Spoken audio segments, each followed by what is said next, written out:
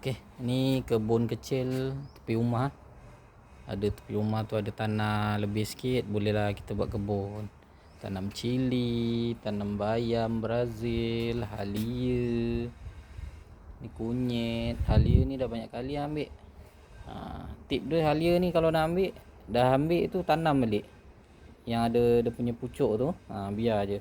Lepas tu tanah kena sentiasa gembur, baru nak dapat halia yang besar-besar lah. Ni cili besar.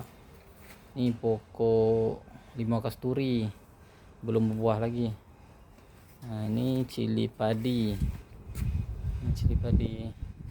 Ni cili besar. Ni kunyit, kat luar tu sesak kunyit satu. Ni daun sup. Daun sup ni kalau kita biar kat bawah ni pun dia akan bercambah-cambah. Lambat lah dia nak mati. Ni pendek. Ni baru tanam balik timun Jepun. Ni pokok pisang emas. Yang ni semua cili. Ujung tu batas tu tanam terung, belum naik lagi. Untuk baja saya banyak pakai baja ni baja tinja arnab ni. Tinja arnab ni saya tadah kat belakang. Bila saya basuh saya ambil lah. Sana ada dia punya takung dia untuk tadah tinja arnab ni. Arnab ni. Ni pokok ni lah, aloe vera, tomayam, pokok tomato. Yang ni bekas tanam pokok apa tu, timun besar ni. Dia punya para dia. Tapi dah tak tanam lah. Ni tanam sawi. Sawi bakcoy.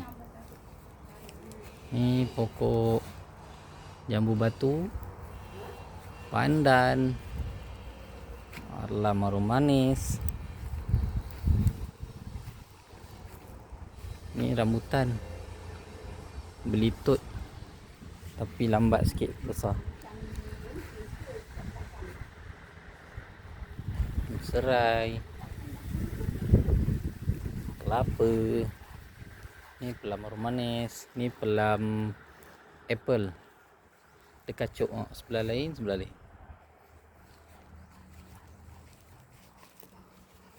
Ni nenas baru berbuah, belum besar lagi buah dia. Ni pisang emas.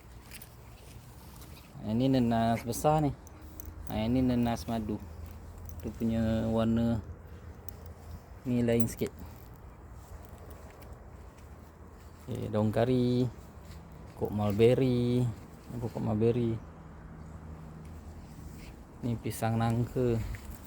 Ni limau kasturi lagi. Kasturi tu ujung tu ada pokok ubi sikit. Ubi lama tak tanam. Ini pisang nangka.